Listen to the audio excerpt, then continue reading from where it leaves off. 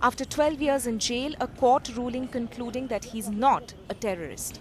Mohammad Rafiq Shah, accused in 2005 Delhi serial blasts that killed over 60 people, says justice has finally prevailed. Rafiq, a student of Islamic Studies in Kashmir University, was in class on the day of the blasts when he was picked up by cops. The court relied on testimonies of then Vice-Chancellor of Kashmir University and 3 other professors to acquit him. Told the court yesterday that I only want to say 3 words. Justice is prevailed.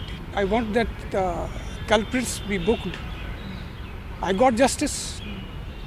I also want that that those who have lost their kith and kin, they also get the justice.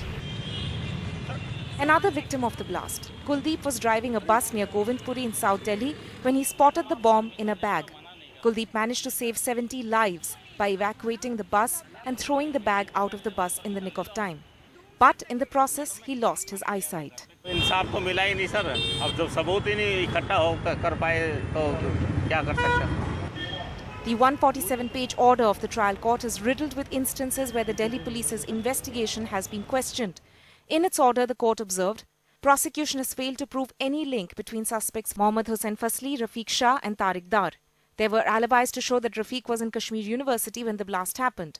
Phone conversation intercepts produced as evidence by cops did not establish Tariq Dar's role as a mastermind of the blasts. The court also debunked police allegations that Dar was being financed by militant group Lashkar-e-Taiba. Tariq ने जो बताया था अपने disclosure में कि इस पूरे जो दिल्ली इंसिडेंट था उसका मास्टरमाइंड अबू हुज़ैफा था और उसने ही कुछ पाकिस्तानी नेशनल्स को दिल्ली में भेजा था ब्लास्ट करने के लिए.